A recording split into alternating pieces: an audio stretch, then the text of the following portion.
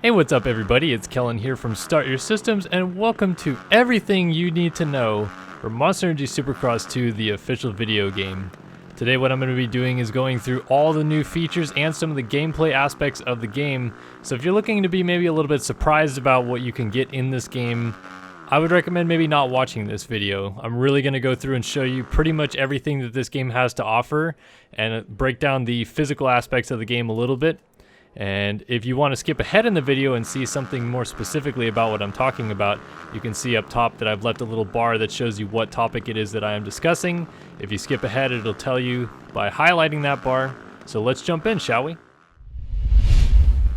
So the first thing that we're going to talk about today is the gameplay, arguably the biggest factor when it comes to selecting a game that you want to buy.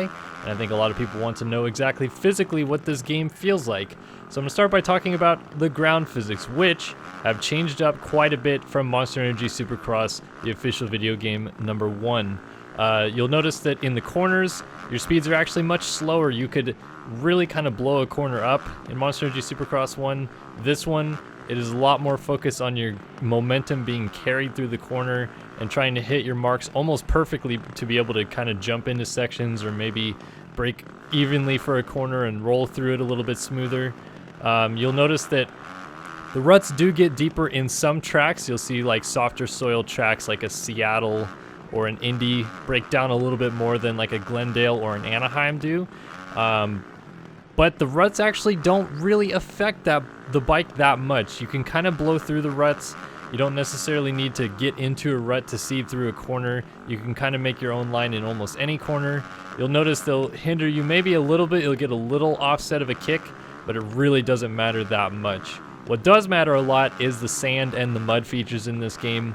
Obviously sand, a new improvement to the game, and we'll talk about it later in the track editor portion. But you can jump into sand, you can fly through the sand. It doesn't really matter what you do in the sand because it's going to really slow you down. You'll try to make different lines, and some of it will feel better, some of it will feel worse. But just like the ruts on hard pack corners, the sand ruts don't really do much. You can kind of blow through the ruts and make your own line each time. You'll see the terrain actually gets moved quite a bit during in the middle of a sand corner, but again, it doesn't really affect the trajectory of the bike that much. Also on top of that is the clutch. If you ride dirt bikes in real life, you know how much the clutch matters in and out of corners. Doesn't really matter in this game. You can kind of just flow through corners and never use the clutch once you have left the start line. Moving on to the air physics, and arguably one of the biggest aspects of the game, there's a little bit less floatiness than Monster Energy Supercross, the game 1. And what I mean by that is you'll feel that the bike has a heavier feeling to it. Like as you jump through the air, it wants to kind of seat back into the ground a little bit more. The first game, you could kind of seat bounce something and feel like you're floating forever. This game does not give you that feeling whatsoever. It definitely has a more heavier aspect, as I mentioned. We still have the scripted whips / scrubs, but you do have a little bit of ability to tweak them as you throw a whip out, or I guess it's always a scrub kind of looking thing. You can kind of turn the bars with it and make it look a little bit more like an actual semi-whip. The body doesn't really move with you like you want it to, so I would say that maybe it's not the best looking whip, but you do have the ability to tweak it just a little bit. You also can still move the bike in the air if in danger of jumping off the track, so if you're way offline and you try to just swing the bike to the right side, you'll see the rider leans the bike to the right. It'll slowly come back. It's not like a drastic maneuver. It's not like if you're way off the track, it'll jump back on, but you can still move the bike in the air like that. Another big feature of this game, hard landings, coming up short on jumps, going long on jumps. Any of that stuff, if you have any kind of speed at all, will immediately cause you to crash. It is a lot harsher in this game than it was in the first one with overjumping and casing. You just immediately fall off the bike. You get up fairly quickly, but it usually puts you in a bad spot, so timing is very crucial when it comes to rhythm lanes and triple jumps. Also, you can seat bounce just a little bit, but not too much, by giving a nice lean back on the controls. It really just pops you a little higher in the air and thus kind of thrusts you a little farther forward, but it really doesn't do much. You actually do have to use a lot of your momentum to be able to clear those jumps. As we highlighted in our first video, one of the new features in this game is the flow feature, which you can turn off. It's a little blue indicator that shows you what is essentially the optimal line through a rhythm lane. You can turn it off, you can change up your lines and maybe find something faster, but this is the lines that they have deemed to be one of the faster lines, and it'll show you how to do that. When it comes to actually flowing through rhythm lanes, as I mentioned, casing jumps causes you to crash, but casing a rhythm section while just kind of trying to rhythm through them double or triple, and if you don't crash, it will just kill all your momentum. So definitely a very momentum dependent game. Downsiding rhythm jumps and being able to flow through a rhythm lane is super important in this game. Another kind of change in the aspect of the gameplay, and like I said, it's so much different than Monster Energy Supercross 1. The whoops are a lot taller in this game on most tracks. Some tracks still have smaller whoops, but you definitely have to hit them with higher speeds. You'll come out of corners in second gear and often click to fourth and have to get on top of the whoops and carry your momentum. You'll rock through them. Sometimes you'll get kicked really bad. It's actually kind of one of the harder aspects of the game, when in the first one, it was maybe one of the easier aspects.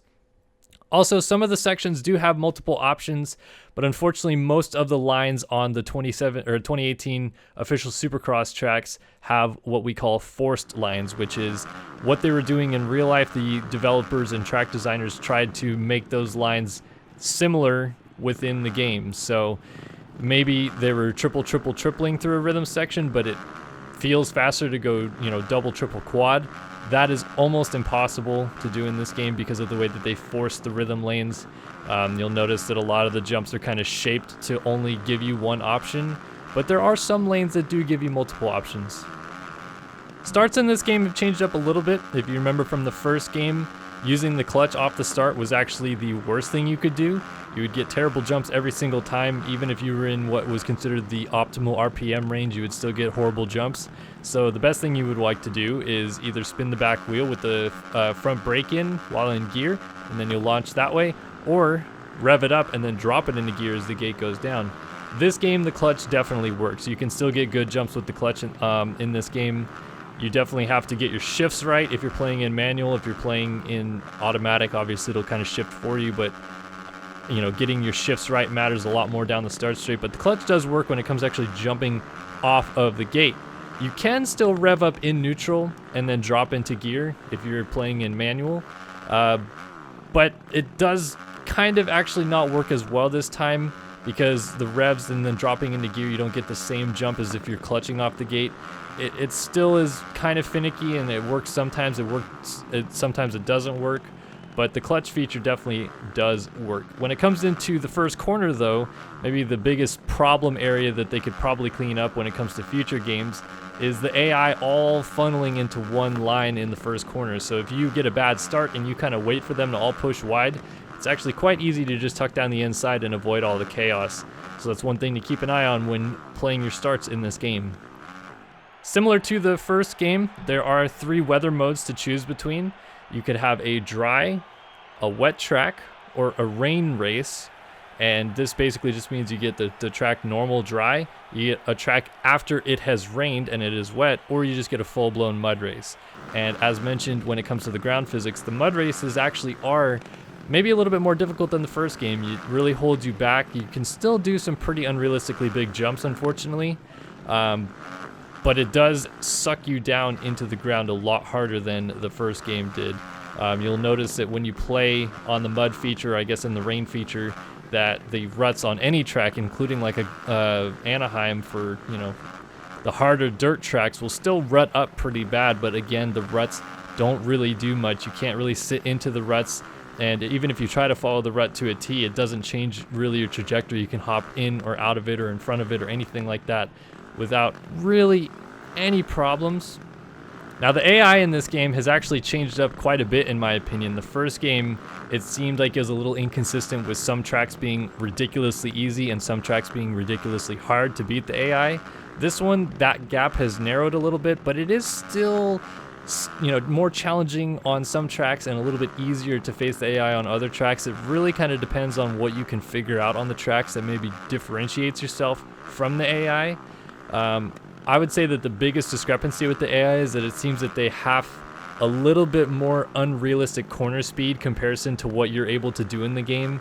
So you'll have to swing wide in a lot of corners where they're just seemingly cutting inside and doing the same thing and jumping out of the corner no problem. So that's something to keep an eye on for sure. And they also don't really account for you being there. And if you're in front of them or in the way, if you're sideways in the track, whatever, they'll plow right through you, they'll jump on top of you. They'll basically run you over, which was kind of a problem Milestone had, if you can remember, all the way back to MXGP2, where the AI doesn't really have a reading scale for where you are on the track and just runs through you to, in their case, take their optimal line.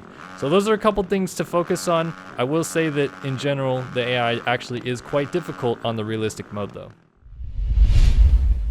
So for the game modes that they have in this game, obviously the biggest one that we'll be focusing on is career mode. And the career mode basically is a little bit more in-depth this time, actually. The first game, it was a little too stale when it came to just creating a rider and basically just doing the races and really repetitive. This one does have a sense of repetitiveness to it, but basically what you do, it'll load you up. You'll have to create a player. You can edit your player pretty much head to toe. We'll get into that when we get into customization in a second. But then you select a sponsorship. Your sponsorships can last anywhere from about 3 to 8 rounds, I believe. And they will give you bonuses, promotional day bonuses, head-to-head bonuses, I think a few things like that.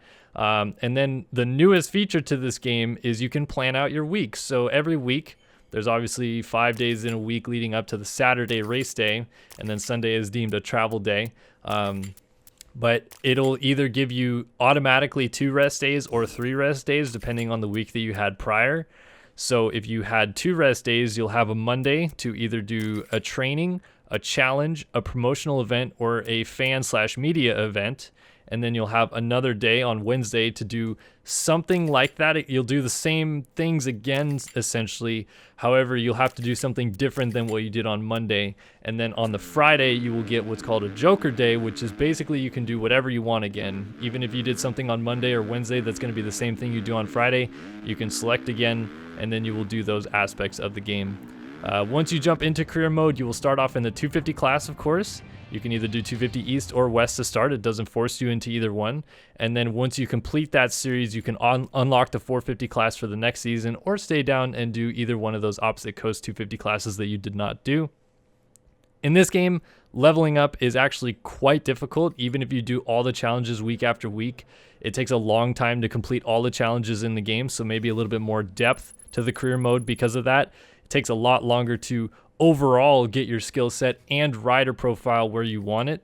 It actually takes a super long time to earn credits in this game. So if you're looking to buy gear or buy components for your bike, you have to do 3 or 4 races to even buy one set of gear or buy new components for your bike. Now with the championship mode, what they have also done in this is the ability to select the official championship, obviously all 17 rounds of the 450, or all 10 rounds of the 250 East and the 9 rounds of the 250 West series, or you can entirely create your own custom championship. Now what that allows you to do is select a series from the 17 rounds available with actually all 3 of the compound tracks, the SX compound tracks, you can also include in your championship, and you have to select 4 or more races in which you can have your own custom championship on.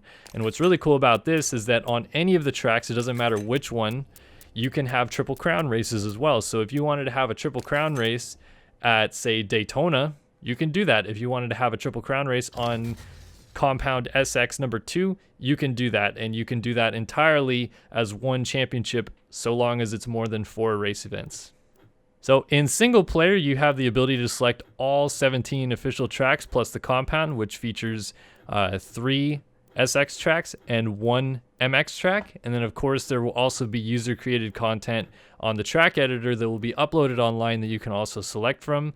The compound might be one of the coolest features of the game, as it has dynamic weather and a 24-hour day and night clock every 24 minutes. So if you just play the compound for a good half hour to even an hour, you'll cycle through a couple days of actual time where the nighttime sky will change and then it'll go back to daylight, and it'll also be dynamic weather, so you'll have rain blow over and then it'll be a wet track and then go back to dry and then rain will come over again. As mentioned, you can also select online tracks when playing single player. And a little bit more vast this time is the ability to select between 80 different or over 80 different playable characters in this game, with a ton more of non-playable characters that are real-life professional athletes also on the gate with you. You're a little bit more limited in the first game with how many players you could actually select from the 250 and 450 list. It's expanded a little bit, not a lot, but a little bit more in this game. And last but not least, we have our time trial mode, which is the ability to face off on a track in basically a hot lap competition with either a ghost that is your best lap on the track or a ghost that is going to get progressively harder to beat. So if you lay down a lap time, let's say on a track, and you run a 52-second lap time, you'll suddenly face a ghost that is doing a 51-second lap time, and that is going to be your new goal to beat. So instead of just beating your own lap time that you did, you're going to have a new goal to face off against, and that's something cool that they've added to the time trial feature in the game. By far the most dynamic part of this game is the customization module that they've included in this game. They have personally told us that there are over 3,000 different customizable options within the game to choose from. And what you're going to do is going to start off with your own rider data by selecting a name for your rider. You give your rider a nickname that goes on the back of the jersey. You can even select the height of your rider with a pretty large height range. And then you pick a number, which also goes on the back of your jersey. And then, of course, on the bike as well. And then a location in which your rider is from. Now within rider data, you can also edit your name and number size and color on the jersey, which is something that you couldn't do in the first game. You're very limited to the size and the style of the number. You can change up the styles and also change up how large and small the name and the number is on the back of the jersey. Limited amount of styles, but I think it's a cool new feature in the game. Now, rider appearance is something that they have added to this game that is an advancement for Monster Energy Supercross 1, where you actually go in and you select a head for your character, which is going to go with the physical appearance of the rider, the height that you gave to the rider as well. You can choose from several different eye colors, hair colors, give them a new beard style, and then there's a whole list of hats that you can choose from, and you'll use those hats and the whole style of this rider makeup that you're making for sponsorship events. And when you meet the media or the press, you'll do these cutscenes where the rider will be wearing all these things. So if you select a hat, he'll be wearing a hat. If you select sunglasses, he'll have sunglasses on. You can also give the rider tattoos on his, I believe, face, neck, back of the neck, and that may be it. And then you can give them earrings as well on one or both ears, depending on what you want to do with the rider. So of course, everybody wants to know what it is that you can select as a rider outfit in this game and the companies that are in this game. So we're going to go ahead and just quickly run through what is available, and then you can for yourself go back and maybe check out Freeze Frame and see all the different aspects of these rider outfits that you can choose from. So in our helmets category, you actually have special components, which is things that you unlock by leveling up in the game or doing an achievement of some kind. The special components will also have an animated helmet or an animated boot, and you'll see those as we go on. But in the helmets category, you have 6D, Acherbis, AGV, Arrow, Answer, Arai, EVS, Fly Racing, Fox, FXR, HJC, IXS, Just One, KYT, O'Neill, Pro Grip, Scorpion, Scott, 7, Shoei, Shot, Swami, Thor, TLD, UFO, and Unit helmets. In our goggle selection, we have X Brand, Ethan, Fox, FXR, HZ, Just One, Oakley, Pro Grip, 100%, Scott, Thor, UFO, and Viral. Our gear selection again has those special components, which again will feature that animated gear set of the shock gear. And then from there we have Acherbis, Alpine Stars, Answer, Fly Racing, Fox, FXR, JT, Kenny, Korax, Moose, O'Neill, Pro Grip, Scott, 7, Shot, Thor, TLD, UFO, and Unit gear. In the boots category, again, we have that special component boot, animated boots, very cool feature. And from there, we have Acherbis, Alpine Stars, FM Racing, Forma, Fox, Garnet, JT Racing, Kenny, Moose, Scott, Shot, CD, TCX, and Thor. In the neck brace category, we have Alpine Stars, Atlas, EVS, FM Racing, Movio, and Scott. Another cool addition to the game that they have is the ability to select a celebration for your rider. You don't actually select it, but you can purchase different celebrations based on how kind of trickery they are. And then they give you a little button combination that you can do when you win the race, that then you will do the celebration either one-hander, nothing, knack, whatever. Tons of different celebration options. In terms of bike components, this is maybe one of the most vast customization options I've ever seen when it comes to how much you can do to the bike in the game. They actually didn't change a whole lot from Monster Energy Supercross 1, but they did give you the option to actually change a couple more things that we didn't have before. So let's take a look. In our handlebars selection, we have Circuit Equipment, Domino, Fly Racing, Mika Metals, Neckin, ODI, PBR, Pro Taper, Renthal, RTEC, Torque 1, WRP, and Zeta Racing bars. In the grips category, there's Circuit Equipment, Domino, Fly Racing, Mika Metals, ODI, Pro Grip, Pro Taper, Renthal, RTEC, Torque 1, UFO, and Zeta Racing. In the hand guards, we have Acerbis, Circuit Equipment, Sycra, Polasport, Renthal, RTEC, UFO, and Zeta Racing. In the exhaust category, there's Akrapovic, Aero, Bill's Pipes, DEP Pipes, FMF, LM Exhaust Systems, Pro Circuit, Scalvini, Termignoni, Two Brothers Racing, and Yoshimura. In the tires category, there's Dunlop, Fibson, Golden Tire, Metzler, Michelin, Midas, and Pirelli. For rims, we have Alpina, DID, Excel, MX Works, Pro Wheel, and Warp 9. For suspension, we have Factory Connection, Marzocchi, MX Tech, Ohlins, Pro Action, Pro Circuit, Racetech, Showa, and WP. For brakes, we have Braking, Brembo, EBC, Flow Motorsports, Galfer, and Motomaster.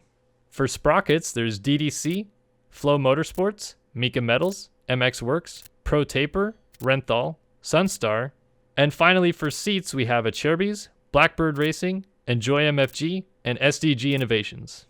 In terms of bike graphics, there's not that much different from Monster Energy Supercross 1, unfortunately. You have the ability to edit your livery, which again comes with special components. Another cool aspect here with the animated special component for the livery. And then from there we have Blackbird Racing, Effetti Racing, Fusion Graphics, HG stickers, and then your sponsor livery. You also have the ability to change the size and location of your numbers on the front and side plates of the bike. And last but not least, in the customization, we have the ability to change your components color. From clamps, hubs, foot pegs, levers, brake and clutch caps, clutch guards, chains, wheel nipples, cables, and spokes. You can colorize it all. And finally, the thing we're going to go over last here is the track editor. Of course, the track editor was something I do utilize a lot in Monster Energy Supercross 1 and something I'm very much looking forward to playing a lot with in Monster Energy Supercross 2. Basically highlighting the changes that we have here. We also have the new addition of the ability to create your own start size and dimension. So you can really make super elongated starts or super short starts and then actually affect the width of the end length of the start and the beginning length. So it's kind of cool to do and mess around with. We also, of course, have new sand jumps and corners. Really all we have is a small little 3-foot and tall 5-foot sand jump and then a sand U-turn, regular U-turn, and then a sand sweeper. So there's not a ton of options, but at least there's a few of them there for us to mess around with. Some of the new corner features that are added to the game this time around are raised outside corners and elongated sweepers. So there's things like tables that you can use within the corner, or like step onto the outside, step off of the outside of a U-turn. A couple things like that mixed into the game as well. You also have the ability to go into the stands, which is something new to this game. They've created like a grandstand feature very similar to the Monster Cup Talladega turn that you can go up into the stands and come out of. We also have the similar jump structures from the first game, so really not much has changed. There's actually a couple new features on the bottom of your jumps list, which is like a 3-4-5-5 or 3-4-5-4-3 jump, and then like a smaller on-off jump, but they're really pretty much the same as the first one. Unfortunately, we still have the exact same 4 stadiums from the first game in both normal and large sizes, so really nothing has changed there. You still have the exact same stadium dimensions to mess with as the first time. And then a couple new special features. Of course, we talked about going into the stands, but there's also a gator pit, so you can actually go down underneath the surface and kind of like Daytona style, where it like drops down and then drops back up. I'm sure we'll mess around with that a lot, but you can see here from some of the gameplay that I shot, just some of the new features, those raised corners, some of the sand jumps, the stand feature, and then, you know, things like the finish line jump and a couple other things are still the same. But I do like some of the changes here, and I've also already released a new track editor video in conjunction with this video that you're watching here, so if you haven't checked that out already, go ahead and check it out now. So that is Monster Energy Supercross, the official video game 2 in a nutshell. Pretty much every feature in this game is what you're going to be playing either right now or later this week when you get it, when it finally comes out. Hopefully you guys enjoyed this and you got to see all the features and maybe can make a little bit more decision on what it is that you want to do, whether you'll buy this game or whether you're just super excited for the game. If there's any more questions you'd like to ask me that I did not answer in this video, please let me know in the comment section below, and I'd be happy to answer them. But I'd like to thank you so much for watching another video here on Start Your Systems. My name's Kellen, and I'll see you guys in the next one. So long for now.